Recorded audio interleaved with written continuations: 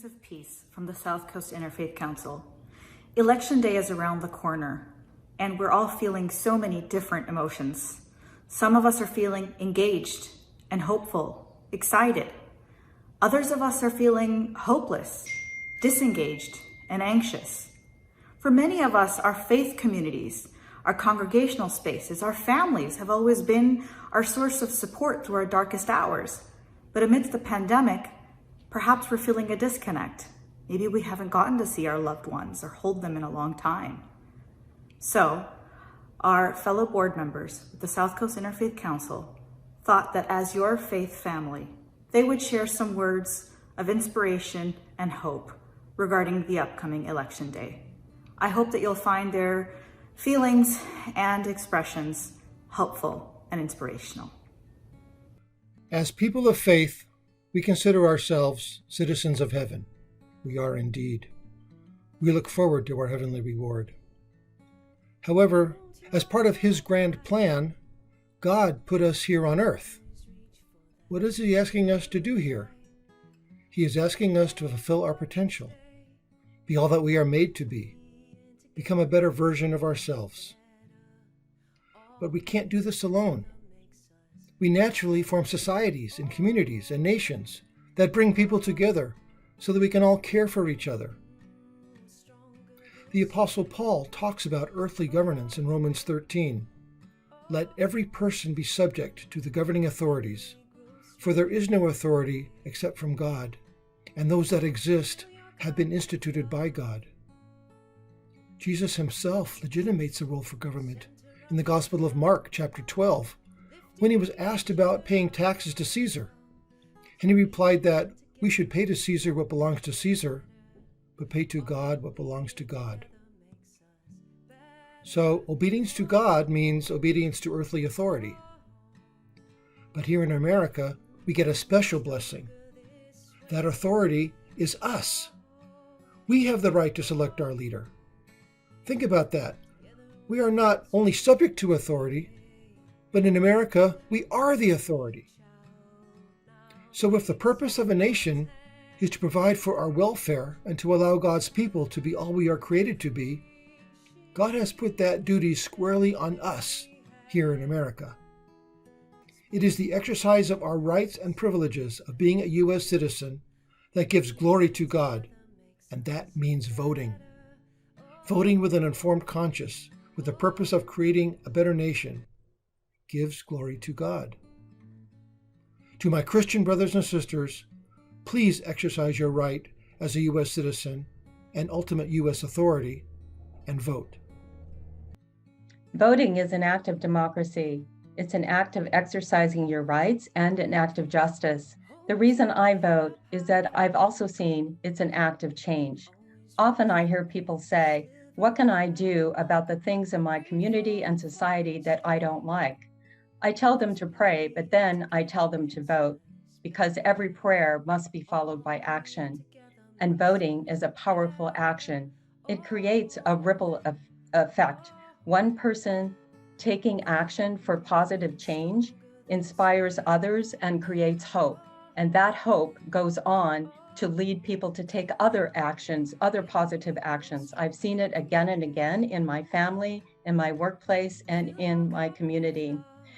Voting is standing up and taking action. When you vote, you become an agent of change. As a Buddhist, I recognize that even though I am only one person, my actions count. They influence my future and the future of others, and that is exactly what voting does. When you vote, you don't vote alone. You're voting alongside millions of other members of your community. In fact, voting is a communal act of hope. SGI Nichiren Buddhism encourages all of us to be the protagonist in our own lives. My mentor, Daisaku Ikeda, states, a great human revolution in just a single individual will help achieve a change in the destiny of a nation and further will enable the change in the destiny of all humankind. As a Jew, I feel obligated to vote for many reasons. Rabbinical tradition teaches that a ruler is not to be appointed unless the community is first consulted. In Exodus, God tells Moses to consult the people before appointing a leader. Jewish law mandates the creation of civil government provided by all who will benefit from their service. That civil government then must be elected by the people they govern. The prophet Jeremiah wrote that we are to engage deeply in the communities where we find ourselves. We are also taught to choose life. Choosing is a verb that connotes action. Choosing life means making choices that support the best possible conditions for pursuing justice, caring for the stranger, the widow, and the orphan, and sustaining our planet. The words that the late Justice Ruth Bader Ginsburg had on her office wall, Tzedek, Tzedek, Tirdof, justice, justice shall you pursue, is imprinted in my DNA. I cannot pursue justice if I am not engaged in my community and an active participant in democracy. I believe it to be a moral imperative to vote. On behalf of the many faiths represented by the South Coast Interfaith Council, I urge you to make sure your voice is heard by casting your vote up and down the ballot and get informed on all the local races and propositions that are just as important as the top of the ballot.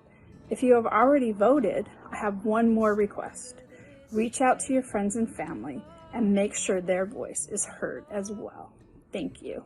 Just within a matter of days, the citizens of this country will have our say on who should serve leadership positions throughout the government in both the local, the state, and the national levels. Now, my Islamic beliefs compel me to engage wholeheartedly in the political process and do all that we can to promote the well-being of our entire community. The Quran teaches us that our primary mission is to seek justice, that we're called to live together in peace, and that each one of us should promote the welfare of all those around us. This obligation applies not only to those who look like us or speak like us or worship like us, but rather to all of us. I'm reminded of the saying of the Prophet Muhammad, peace and blessings be upon him, who said, "Whoever sees an evil, they should change it by their hands. If they could not do so, then they should change it by their tongue. If they could not do so, then they should change it by their heart, which is the least of faith." The Prophet, in this saying, he did not allow the Muslim to remain idle when witnessing injustices while he's able to change them or while she's able to change them. Indeed, we live in a great land of democracy, but certainly there are things that need to change for the better, and we must all play a role in that by voting. Now, if there's one thing that the COVID-19 pandemic has taught all of us, it's that we all bear the responsibility for the protection of one another. As people of faith, we must use our hearts and our minds to cast ballots for candidates who we most believe in, those who would most effectively advance peace and respect, strive for social and economic justice, and judge all equally. Never in my lifetime has civic engagement and the health and safety of all of humanity been of greater importance. So I implore you, please exercise your right and your privilege to vote. Don't wait. Don't delay. Do it today. Please vote. Your vote matters.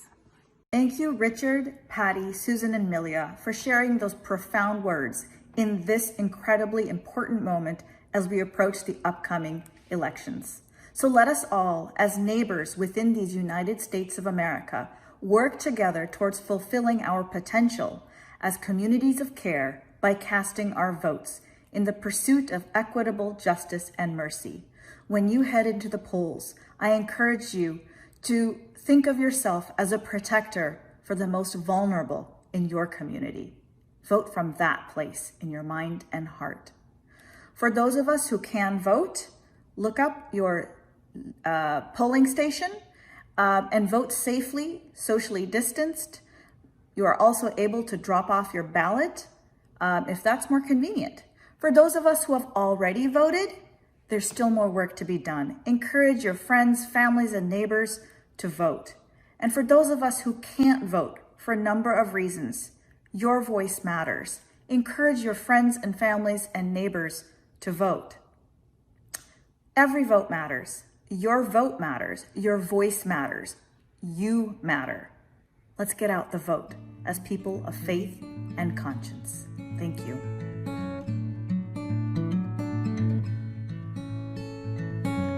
Hold your head up high. Always reach for that sliver of light. Be grateful for each day, 'cause being together makes us better. All being together makes us better. Oh, oh, we're stronger this way. Oh, oh, together we grow stronger every day. Fill your cup with love. Always lead from the center of your heart. Lift each other up, 'cause being together makes us better.